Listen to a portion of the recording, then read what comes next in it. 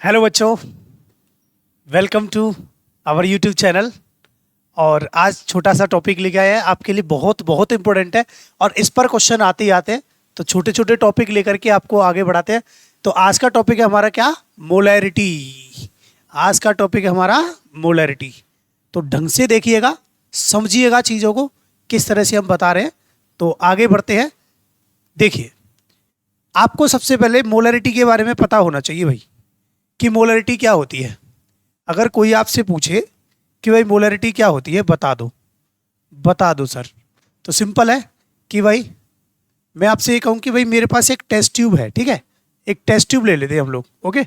इस test tube में क्या कर दूँ, सॉल्यूट भर दो और सॉल्यूशन के अंदर सॉल्यूट डाल दिया है। और सॉल्यूट के क्या है, ये नंबर ऑफ मोल्स कह सकते हैं। यहाँ हम क्या बोल सकते हैं, number of moles of solute है। ये कितने में है ये मैंने जो सॉल्यूशन लिया है, जो सॉल्वेंट लिया है, वो 1 लीटर लिया है सर। क्या लिया बेटा? 1 लीटर लिया है, ठीक। अब 1 लीटर के अंदर number of moles of solute क्या हुआ है, डिजोल्व है। क्या है? डिजोल्व है ये, ठीक है। तो इसी से डेफिनेशन मिल जाती है, the number of moles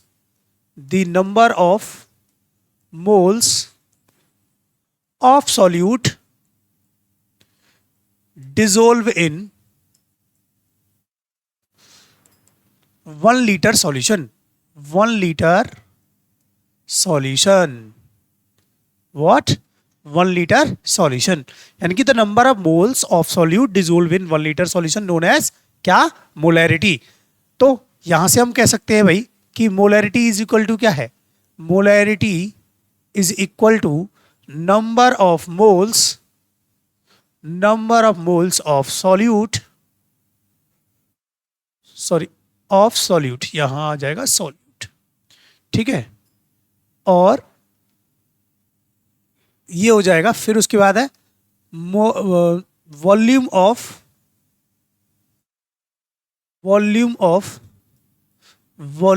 of solution, ठीक है। यहां पे क्या आ जाएगा, वॉल्यूम ऑफ सॉल्यूशन किसमें, in litre.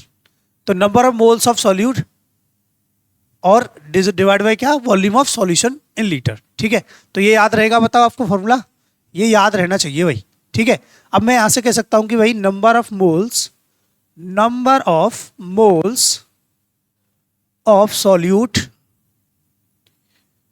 Is equal to mass of solute. ये पता होना चाहिए।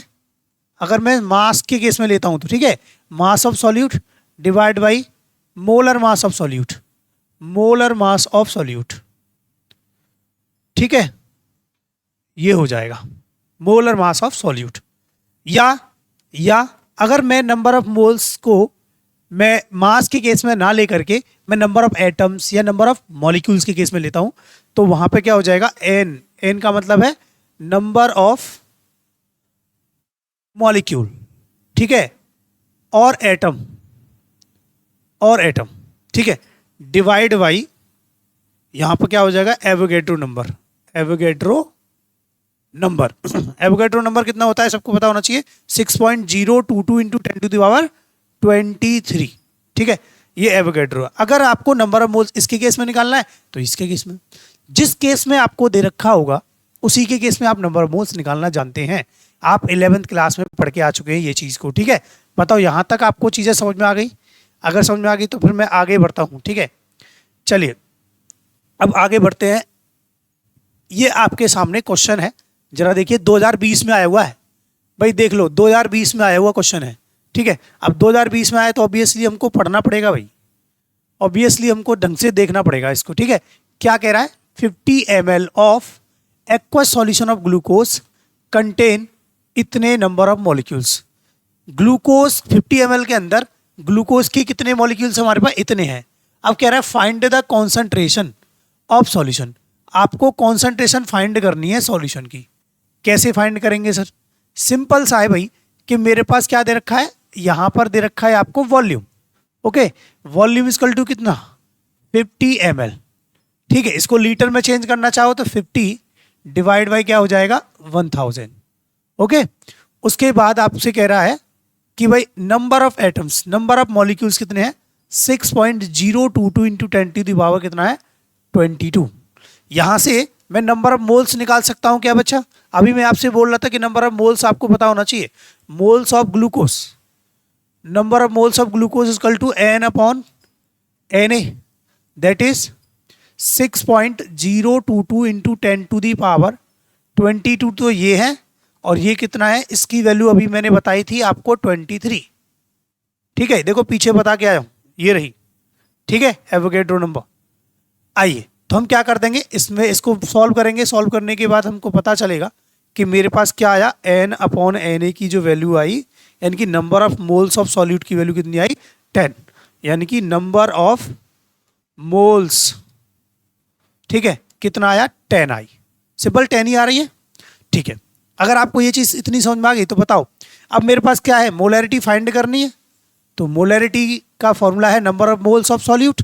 नंबर ऑफ मोल्स कितने हैं, 10, ठीक, डिवाइड बाई वॉल्यूम कितना है, 50, डिवाइड बाई 1000, 1000 को मैं ऊपर लेके जाऊं, 10 इंटू 1000 डिवाइड बाई कितना, 50। इसको सॉल्व कर लीजिए आप। इसको सॉल्व करेंगे तो ये हो जाएगा 20 यानी कि 200। तो आंसर क्या आ गया, 200 मोल पर लीटर। तो what is the unit of molarity, 200 मोल पर लीटर। तो हम कह सकते हैं यहाँ से यूनिट आती है। मोल्स को हम कह सकते हैं मोल, और वॉल्यूम को लीटर में। तो मोल पर litre is a unit of molarity. ठीक है, देखिए आगे बढ़ते हैं। अगला है relation between molarity and density. Relation between molarity and density. तो सिंपल, अगर आपको रिलेशन पता करना है मोलैरिटी और में, तो हमें सीधा याद रखिए कि अगर मेरे को जब कभी भी मोलैरिटी फाइंड करने आ जाए, आपको डेंसिटी वगैरह दे रखी हो, तो सिंपल यहाँ पर ना W% होना चाहिए। क्या होना चाहिए, W% मतलब mass by mass percentage, mass by mass percentage. ठीक है, तो W% into D into 10 divide by क्या, मोलर मास, मोलर मास। ठीक है, ये है, बहुत इजी है। आपको डेंसिटी वगैरह निकाल के या डेंसिटी का फॉर्मूला लगा करके आपको मास निकालने की जरूरत नहीं है, वॉल्यूम निकालने की जरूरत नहीं है। आप डायरेक्ट फॉर्मूला लगाइए, काम हो जाएगा हमारा। ठीक है, काम हो जाएगा यहीं पे ही। ठीक, उसके बाद आता है हमारा डाइल्यूशन फॉर्मूला। डाइल्यूशन का मतलब क्या है भैया, डाइल्यूशन से क्या मतलब है कि मेरे पास एक सॉल्यूशन है, मेरे पास सॉल्यूशन है जिसकी मोलैरिटी m1 है, जिसकी मोलैरिटी m1 है और वॉल्यूम v1 है। जब मैंने इसके अंदर v वॉल्यूम क्या कर दिया, v वॉल्यूम ऐड कर दिया, v वॉल्यूम क्या कर दिया मैंने इसमें ऐड कर दिया, v वॉल्यूम और मिला दिया। तो वॉल्यूम क्या है, मोलैरिटी किस पे डिपेंड करती है, वॉल्यूम पर। अगर वॉल्यूम पर डिपेंड करेगी तो वॉल्यूम चेंज होगा तो मोलैरिटी चेंज होगी। यहां पर क्या आ जाएगा, ये m2 और v2, m2 और v2 आ जाएगा, सिंपल सा। तो अगर मेरे को ये फॉर्मूला लगाना है तो सिंपल हम क्या करेंगे, m1 v1 is equal to क्या हो जाएगा, m2 v2। तो ये फॉर्मूला भी याद रखना है। हम इसको प्रूफ भी कर सकते हैं, कोई जरूरत नहीं है वैसे प्रूफ की, हमको फॉर्मूला आना चाहिए। ठीक है, अगर हमको ये आता है तो हम आसानी से कर पाएंगे। बताओ, चीज़ें समझ में आई? और जल्दी से आप नोट कर सकते हैं या फिर स्क्रीनशॉट ले सकते हैं। आगे बढ़ते हैं न्यूमेरिकल की तरफ। Calculate the molarity of 9.8%। देखो आ गया क्वेश्चन, 2014 में आया हुआ क्वेश्चन है भाई, 2014 में क्वेश्चन आया हुआ है। ठीक है, तो 9.8% W/W solution of sulphuric acid, मतलब आपको क्या दे दिया, आपको W% दे दिया कितना, 9.8। ओके, सल्फ्यूरिक एसिड है तो ऑब्वियसली सल्फ्यूरिक एसिड का क्या है, H2SO4। ओके, इसका हम क्या कर लेंगे, मोलर मास निकाल लेंगे, मोलर मास निकाल लेंगे।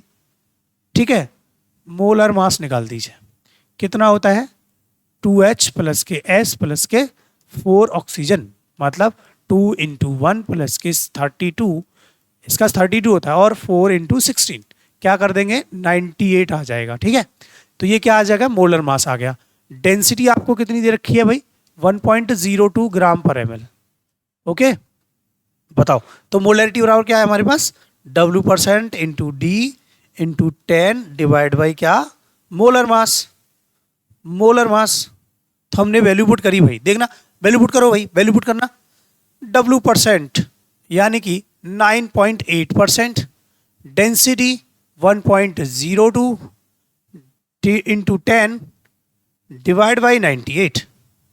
इसको सॉल्व कर लेंगे, पॉइंट से यहाँ 0 बढ़ा लेंगे, ये 10 टाइम कट जाएगा, 10 से ये 10 कट जाएगा, आंसर क्या आ जाएगा 1.02 मोल पर litre. It is the molarity of solution. बताओ समझ में आ गई क्या भाई? क्या आपको ये चीज़ समझ में आ गई है? अगर समझ में आ गई है तो हम जल्दी से आगे बढ़ते हैं, अगला क्वेश्चन उठा लेते हैं। Calculate the molarity of 30 ml। देखो आ गया 30 ml 0.5 m ऑफ H2SO4 है, डाइल्यूटेड किया गया है 500 ml द्वारा। मतलब ये कहना ये चाहता है मेरे प्यारे बच्चों, ये क्या कहना चाहता है? ये कहना ये चाहता है कि मेरे पास ये जो सॉल्यूशन है इसकी जो मोलैरिटी है वो कितनी है 0.5 m है, और वॉल्यूम कितना है जी? ये M1 ये V1, ये कितना है जी 30 ml है जी। ये कह रहा है कि जब मैं इसमें 500 ml और ऐड कर दूंगा, मतलब 30 ml तो पहले से ही है, 30 ml तो पहले से ही है, और 500 ml और कर दिया तो मेरे पास अब मोलैरिटी तो मुझे को पता ही नहीं, लेकिन वॉल्यूम मेरे को पता है। कितना हो गया 530। समझ में आई ना? यानी कि 500 plus 30 is equal to 530। Clear है भाई? क्लियर हो गया होगा, समझ में आ गया होगा। ठीक है, अब क्या कर दिया हमने, देखिए यहां से हम क्या करेंगे, फॉर्मूला लगाएंगे M1V1 is equal to M2V2। M1 की वैल्यू कितनी है 0.5, V1 की वैल्यू 30, M2 की वैल्यू पता नहीं है, V2 की value 530, M2 is equal to 0.5 into 30 divide by 530। ठीक है, अब इसको क्या कर देंगे, हम सॉल्व कर लेंगे, पॉइंट हटा के एक और 0 बढ़ा लेते हैं इधर। ठीक है, तो ये हो जाएगा 5 3 ज़ा 15 डिवाइड बाई 530।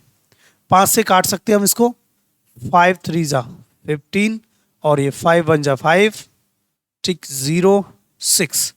अब क्या कर देंगे, इसका डिवाइड कर देंगे 0 पॉइंट, भाई 0 हो जाएंगे तो ये 0 लग जाएगा, फिर एक और 0 तो एक और 0, लगभग कितनी बार गया 2 टाइम, तो 0.087 जो भी 27 जो भी होगा आप देख लेंगे। ठीक है, ये आ जाएगी इसकी M2 की वैल्यू, लगभग इतना पहुंच जाएगा, आप कैलकुलेट कर सकते हैं वहां पे। ठीक है, बताओ क्या आपको ये चीज समझ में आई? NCERT क्वेश्चन है, इंटेक्स क्वेश्चन है, बहुत अच्छा क्वेश्चन है, आ सकता है ऐसा क्वेश्चन। ठीक है, आइए अगला क्वेश्चन है, calculate the molarity of KI if the density is 20%। ठीक है, तो हमारे से क्या कह रहे हैं, KI की आपको मोलैरिटी फाइंड करनी है और आपको डेंसिटी कितनी दे रखी है, इसकी डेंसिटी इतनी दे रखी है। ठीक है, जरा देखो, आपको पहले क्या करना है, मोलर मास निकाल लेते हैं, है ना। मोलर मास ये आए हुए क्वेश्चन है भाई। ठीक है, मोलर मास KI का कैसे निकालेंगे, K का 39, इसका 127, दैट इज हो गया भाई कितना 166। ठीक है, ग्राम पर ml जो भी है। ठीक है, आइए W हो गया। अब W परसेंट की वैल्यू आपको कितनी दे रखी है 20%। ठीक है, तो मेरे को मोलैरिटी निकालनी है, मोलैरिटी बराबर क्या हो जाएगा W% into D into 10 divide by क्या, molar mass, divide by molar mass. तो 20% मतलब 20, डेंसिटी की वैल्यू कितनी है 1.202 इंटू 10 डिवाइड बाई मोलर मास कितना है, डिवाइड बाई मोलर मास हो गया 166। सॉल्व कर लेंगे, देखो 2 0 है हमारे पास, 2 0 है, एक 0 ये एक 0 ये, तो ये पॉइंट हटा दो, 2 इंटू 120.2 डिवाइड बाई 166। इसको हम काट सकते हैं 8 और ये 3, तो कितना हो गया 120.2 डिवाइड बाई 83। तो 1 टाइम तो जाएगा ही जाएगा, आगे आप खुद सॉल्व करेंगे, मोल पर लीटर इसकी वैल्यू हो जाएगी। क्लियर है, समझ में आया?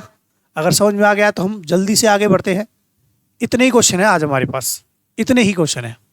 तो आई होप आपको वीडियो अच्छी लगी होगी, अगर अच्छी लगी है तो लाइक करके जाए, कमेंट करके जाएं, दूसरा दोस्तों को शेयर करके जाएं, ताकि उन तक भी ये नॉलेज पहुंच सके। Thank you. अगली वीडियो में मिलते हैं अगले टॉपिक के साथ। आपका साथ यूं ही बना रहे। Thank you.